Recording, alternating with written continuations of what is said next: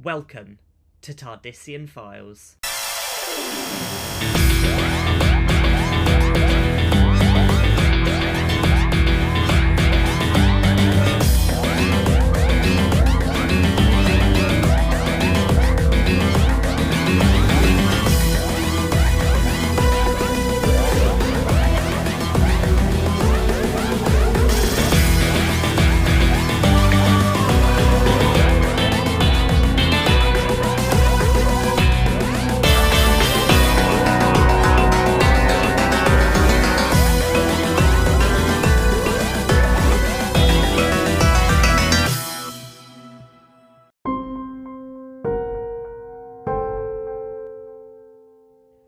Hello listeners, we've made it, end of Doctor Who 2024 Season 1. And as you can tell from the title, we're going to be reviewing the series finale, Empire of Death. And can I just say, what a finale it was.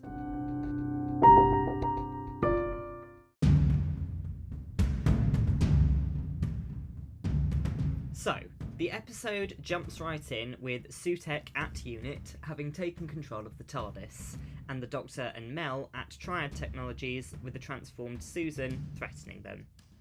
At Unit, Harriet Arbinger releases the Death Wave, looking like a sandstorm, which is mirrored by Susan at Triad Technologies. Realising that she and the others are doomed, Kate signs off and tells the Doctor good luck, as she, Rose, Morris and Colonel Ibrahim are reduced to dust.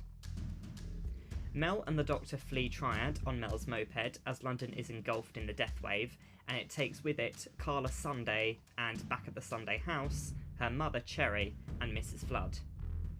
As they dissolve, Mrs. Flood apologises to Cherry, saying that she had such plans. Back at Unit, Ruby is still down in the time window, looking at the ghostly visage of her mother. The Doctor and Mel arrive at the time window, and the Doctor rushes over to the memory of the TARDIS, which turns out to be the memory TARDIS from Tales from the TARDIS, a TARDIS that's literally made from memories. The Doctor tells Ruby to remember the TARDIS harder while grabbing the VHS screen holding the footage of Christmas Eve 2004 with him, all to stabilise the memory TARDIS into a physical ship. Just then, Sutekh appears with the real TARDIS, in the time window before the three of them, and explains how he survived the events of the Pyramids of Mars. When he was cast into the time vortex by the Fourth Doctor, he clung to the TARDIS like a limpet, slowly growing his influence over the ship and evolving into true godhood. No longer a mere Osiren from Face to Osiris with great but limited power, now a fully fledged deity. He also reveals that he used the TARDIS's 66.7 metre perception filter field to birth duplicates of Susan Triad all over history, being reborn every time, the idea of her growing stronger until she was Miss Susan Triad in 2024, a powerful tech mogul. Now, every version of Susan across time and space has transformed and is bringing about the destruction of every world across time and space. The Doctor vows to stop Sutekh, and he, Ruby and Mel escape in the memory TARDIS, finding an intelligent rope to help stabilise the rickety ship. Once they're in orbit, the Doctor shows Mel and Ruby the devastation. Earth engulfed in Sutekh's death wave. And it's not just happening here in 2024, but it's happening in every time period on every world the TARDIS ever landed on since the Fourth Doctor. Everyone, everywhere, every when is dead or dying. Fleeing once more to a distant planet, the Doctor, Ruby and Mel spend weeks in the memory TARDIS, scouring through their memories, looking for anything to help them defeat Sutekh. While in search of metal, the Doctor meets Sian Clifford's character, who is suffering from episodic memory loss due to the death wave. She gives the Doctor a spoon before crumbling to dust. Back at the memory TARDIS, the Doctor uses the spoon, i.e. something real, to help stabilise the time window monitor. They see Ruby's memories again, and the Doctor realises that Sutekh is after them because he couldn't see Ruby's mother that night either, and it's driving him mad not knowing who she is. As they talk, Sutekh begins to whisper in Mel's head. He's found them.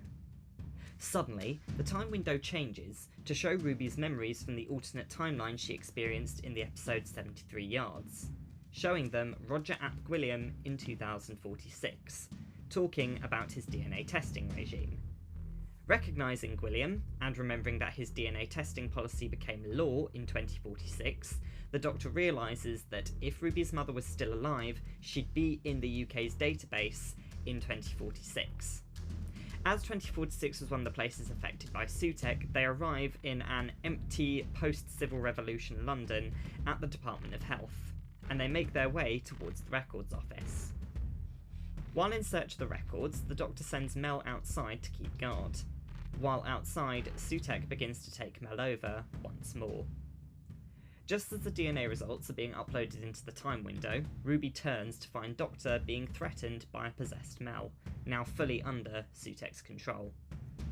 Mel transports the two of them back to 2024 at Unit HQ, where Ruby approaches Sutekh with the time window, ready to show him the name of her mother, only to then shatter the monitor on the ground before him.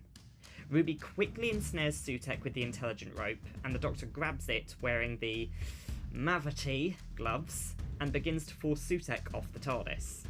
He explains that he knew Mel was possessed, and while she was outside, he and Ruby devised a plan to regain control of the TARDIS.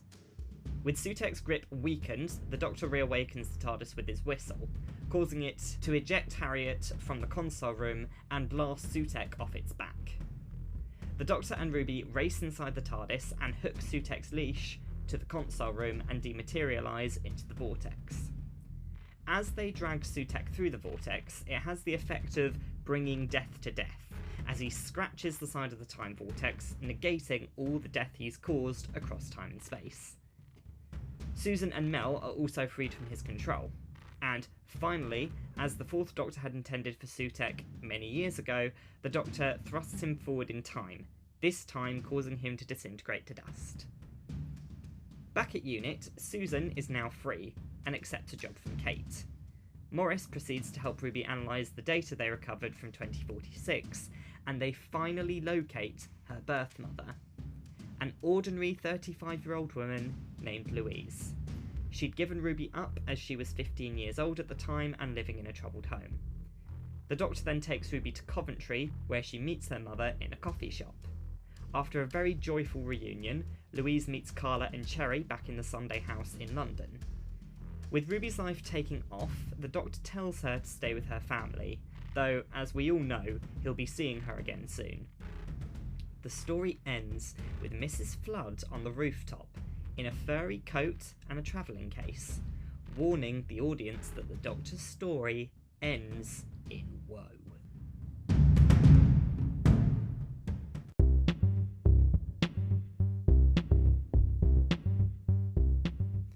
What a way to end the series. Hats off to Ncuti and Millie for doing an absolutely amazing job with bringing Ruby and the 15th Doctor to life. They were a joy to watch, and this episode brought it all full circle. So, diving right in, let's start with the pros. The start of the episode was absolutely chilling and brilliantly executed. By starting off with a very climactic victory for Sutekh, it makes his defeats all the more impactful, because he really did win. He killed the entire universe, everywhere, everywhen. Thanos has got nothing on Sutekh. Not only did this pull at my heartstrings, but it also set the tone for the episode to be very dire and dramatic, as the Doctor was cut off from nearly everyone who he could have gone to for help. I also really like the explanation for Susan Triad's existence. It added a bit of irony that the God of Death created life and made her a real, tangible character, not just a throwaway minion, but someone with a backstory who also just so happened to be part of a much larger scheme by a powerful being. It was sort of everything that we all thought was going to happen for Ruby, but it turns out it was actually for Susan. I also really liked the countless references to 73 Yards, because it also helps to point out the significance of the Doctor Light episode of this series. Because before we had the finale, this episode almost stood out as a separate entity from the others, ultimately serving to be part of the resolution to this episode. There actually was a theory that I saw online that this episode was actually a plot from Sutekh to cut Ruby off from the Doctor and force her to live out her life through to 2046 so that he could use that to find out who her mother was, in a sense that she would live forward to 2046 when the DNA testing regime came into place, and he could potentially use that as a way of finally figuring out who her birth mother was. However, this never actually happened in this timeline because Ruby defeated Roger Ap-Gwilliam, and it also explains why the Spectre was always 73 yards away, because it was Sutekh using the perception filter range of the TARDIS, but instead he was focusing it on Ruby. Kind of how like the secret elevator in Torchwood was part of the TARDIS's perception filter that permanently merged with that stone. It's also backed up by the fact that Ruby had to wait until she died before she could go back and undo the timeline, something that you'd sort of expect from a being that is the god of death. But we'll delve into that theory a bit deeper in a subsequent episode. Also, the memory TARDIS. If I was kicking myself for not suspecting Sutekh in the previous episode, you guys can bet that I was even more annoyed with myself for not paying more attention to Tales from the TARDIS. Had I realised that this little mini-series was low-key building up to this finale, I would have watched it in full. And I loved the memory TARDIS. It may have been a bit small, but it was a perfect mishmash of everyone's favourite Easter eggs, and it was a delight to see on screen. Additionally, I really liked the concept of this dead timeline. This wasn't an alternate timeline, because Sutekh destroyed everything, everywhere, at once, but it also wasn't a total event collapse like in the Pandorica Opens. It was just the universe as it was, quote-unquote, meant to unfold, just devoid of any life. Additionally, Mel being possessed was another great twist. I didn't see it coming, but I think it only added to the really dire tone of the episode by upping the stakes even higher, showing that even someone as resilient as Mel could fall under Sutekh's influence. Finally, I really like that Ruby found her birth mother. For one thing, I'm just going to say it, I called it when I theorised as to who Ruby's mother was, that the reason they couldn't find her in 2023 with DNA testing could have simply been that she'd never been tested. And it turns out that prior to 2046, that was exactly the case. Sometimes the simplest answers make for the best explanations. Secondly, I thought it was a really sweet and wholesome moment when Ruby met her birth mother. She said thank you for the life she'd been given. They reconnected, they intended to tell her birth father about her. It really was a very positive representation of an adopted child and her relationship with her birth and adoptive families, and I really enjoyed it. Speaking of nice, I'm also glad that Susan Triad got to walk away after Sutekh used her as a puppet her whole life. I said it before, I liked Susan Triad's human persona, and I'm really glad that she gets a redemption arc of sorts, and gets to live as the person she'd always been at the end. There needs to be more minion rescuing in TV shows, especially for unwitting minions.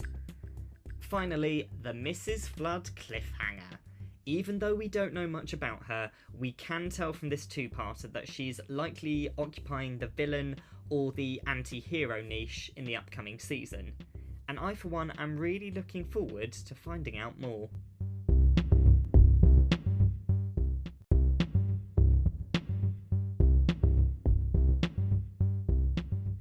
And as with any good review, there were a few cons I had with this episode.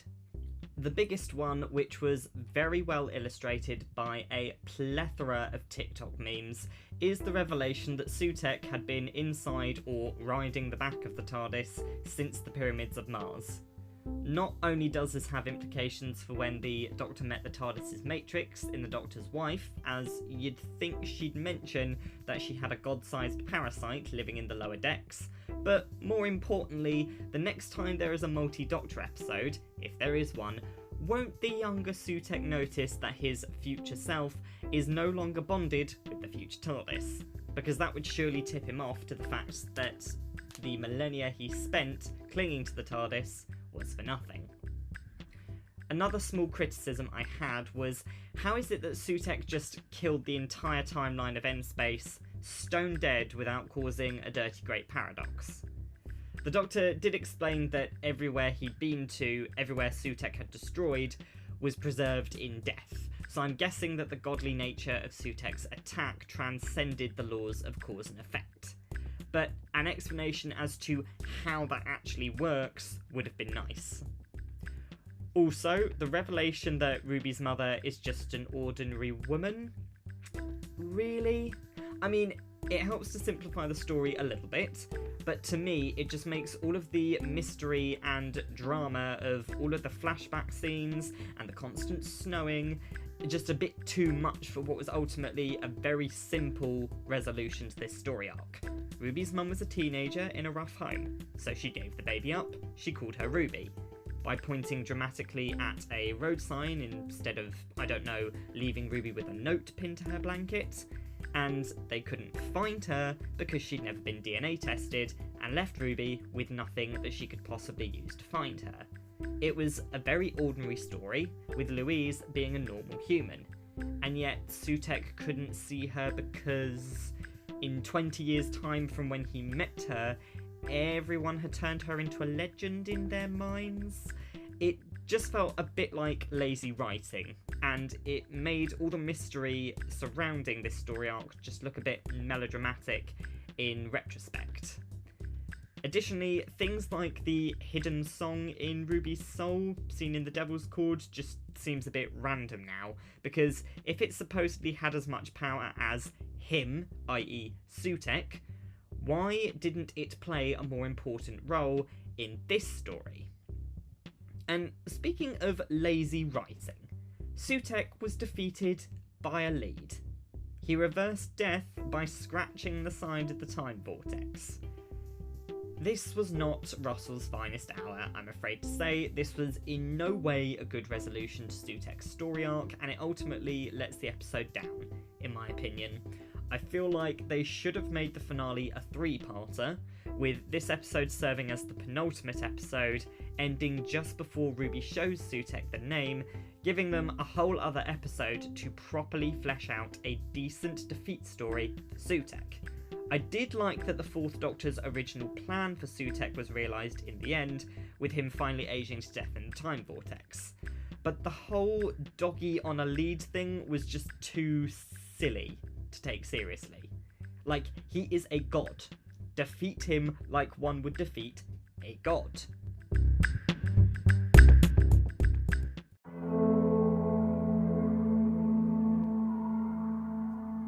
Overall, for the most part, the episode was brilliant.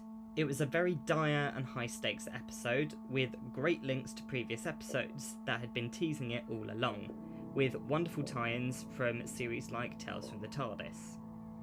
Sutekh's defeat and the revelation of Ruby's mother's identity were a little bit disappointing, and almost felt a bit disjointed from all the build-up surrounding the finale. But for the latter, the revelation was incredibly wholesome, so at least it was a sweet ending to Ruby's mystery. Additionally, Mrs. Flood's identity, though not revealed, is now finally able to take centre stage in the upcoming season. And we will be discussing new theories that may shed light on the matter of her identity in an upcoming episode.